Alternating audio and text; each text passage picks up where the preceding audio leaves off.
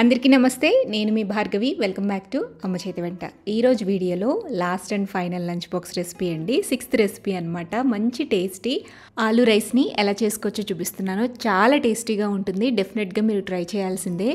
Lunch బాక్స్లోకే కాదు, మధ్యాహ్నం లంచ్లోకి కానీ లేదా డిన్నర్లోకి కానీ మీకు టైం లేనప్పుడు క్విక్ అండ్ ఈజీగా చేసుకునే రైస్ రెసిపీ అనమాట ఇది. ఏ గ్రేవీతో పని లేకుండా జస్ట్ రైస్ని ప్లెయిన్గా మనం సర్వ్ చేసేసుకోవచ్చు. మరి వీడియో చూసాక మీరు కూడా డెఫినెట్గా ఇంట్లో ట్రై చేయండి. ఫస్ట్ అయితే ఈ రైస్ రెసిపీ తయారు చేసుకోవడానికి ముందు బియ్యాన్ని నానబెట్టుకోవాలి. 1 గ్లాస్ దాకా బియ్యం తీసుకోండి. ఇది 250 గ్రాముల దాకా బియ్యం అనమాట. నేను బాస్మతి రైస్ వాడుతున్నాను. దీనికి బదులుగా మీరు రెగ్యులర్ రైస్ కూడా వాడుకోవచ్చు. బియ్యాన్ని బౌల్లోకి వేసుకుని 2-3 సార్లు బాగా కడిగి మళ్ళీ నీళ్లు పోసి అరగంట పాటు బియ్యాన్ని నానబెట్టండి. ఇప్పుడు స్టవ్ మీద కుక్కర్ పెట్టుకుని అందులోకి 2 టేబుల్ స్పూన్ల దాకా నూనె వేసుకోండి. 2 టేబుల్ స్పూన్ల దాకా నెయ్యి కూడా వేయండి. ఆయిల్ హీట్ అయ్యాక ఇందులోకి హోల్ స్పైసెస్ వేసుకోవాలి. దాల్చిన చెక్క, లవంగ మొగ్గలు, యాలుక్కాయలు, బిర్యానీ ఆకు సరిపోతుంది. ఇవి వేసిన తర్వాత స్పైసీనెస్కి తగ్గట్టుగా 4 నుంచి 6 పచ్చిమిరపకాయలని ఇలా సన్నగా పొడుగ్గా కట్ చేసుకుని ఆయిల్లోనే వేసుకుని ఫ్రై చేసుకోవాలి.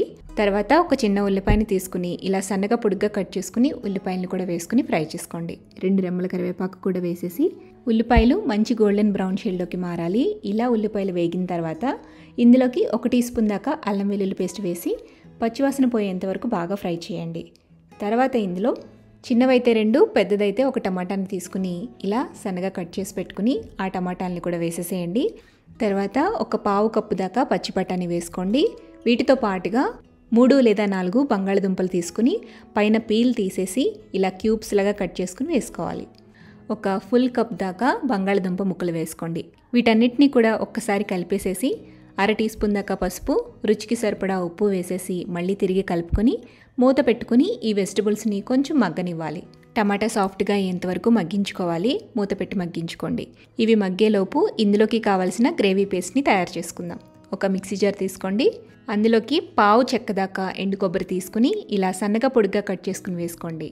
అలాగే 2 టేబుల్ స్పూన్ల దాకా జీడిపప్పు పలుకులు కూడా వేసుకోవాలి. 1 టీ స్పూన్ ధనియాలు వేయండి. 1/2 టీ స్పూన్ జీలకర్ర కూడా వేయండి. అండ్ వీటితో పాటుగా 1/2 టీ స్పూన్ దాకా సోంపు, 1 యాలుక్కాయ వేసుకుని వీటన్నిటిని ఫైన్గా ఫస్ట్ గ్రైండ్ చేసి ఆ తర్వాత నీళ్లు పోసుకుని ఇలా మెత్తటి పేస్ట్ లాగా గ్రైండ్ చేసుకోవాలి. ఈ పేస్ట్తోనే మనం చేసే పొటాటో రైస్కి మంచి టేస్ట్ వస్తుందన్నమాట. సో ఇలా గ్రైండ్ చేసుకున్న పేస్ట్ని పక్కన పెట్టేసి ఇప్పుడు వెజిటబుల్స్ని చూద్దాము. టమాటా సాఫ్ట్గా ఈ విధంగా మగ్గిపోయిన తర్వాత ఇందులోకి 1 టేబుల్ స్పూన్ దాకా బాగా సన్నగా కట్ చేసి పెట్టుకున్న కొత్తిమీర వేసుకోండి. అలాగే మనం గ్రైండ్ చేసి పక్కన పెట్టుకున్న గ్రేవీ పేస్ట్ మొత్తాన్ని కూడా వేసేసేయండి. ఈ పేస్ట్ని జస్ట్ ఒక 2-3 నిమిషాల పాటు మీడియం ఫ్లేమ్లో పెట్టుకుని ఫ్రై చేసుకోండి. ఆ తర్వాత మనం నానబెట్టుకున్న బాస్మతి రైస్ని వాటర్ లేకుండా డ్రైన్ చేసుకుని ఇందులోనే వేసేసుకోవాలి. రైస్ వేసి ఒకసారి కలిపి ఎసరుగా 1.25 గ్లాస్ దాకా నీళ్లు వేసుకోండి. రెగ్యులర్ రైస్ అయితే 2 గ్లాసులు వేసుకోవచ్చు. ఇప్పుడు మొత్తం కలిపి సాల్ట్ని అడ్జస్ట్ చేసుకుని ప్రెషర్ కుక్కర్ మూత పెట్టి మీడియం ఫ్లేమ్లో 1 విజిల్ రానివ్వండి. ఆ తర్వాత స్టవ్ ఆపి ప్రెషర్ పోయిన తర్వాత మూత తీసి లంచ్ బాక్స్లోకి సర్వ్ చేసుకోవటమే. అంతేనండి, సూపర్ టేస్టీగా గుమగుమలాడే ఆలూ రైస్ లంచ్ బాక్స్లోకి చిటికలో రెడీ అయిపోతుంది. మరి ఈ టేస్టీ రైస్ రెసిపీని మీరు కూడా ఇంట్లో తప్పకుండా ట్రై చేయండి. మిగిలిన 5 రకాల లంచ్ బాక్స్ రెసిపీస్ లింక్స్ని నేను డిస్క్రిప్షన్ బాక్స్లో ఇస్తాను. ఒకవేళ ఇంతవరకు మీరు చెక్ చేయకపోయి ఉంటే అవి కూడా చెక్ చేసి ట్రై చేయండి. So Monday to Saturday 6 lunch box recipes మీరు కూడా తప్పకుండా ఇంట్లో ట్రై చేస్తారని భావిస్తూ నెక్స్ట్ మళ్ళీ మరొక మంచి టేస్టీ రెసిపీతో మీ ముందుకు వస్తాను. వీడియో నచ్చితే డెఫినెట్గా లైక్ చేయండి.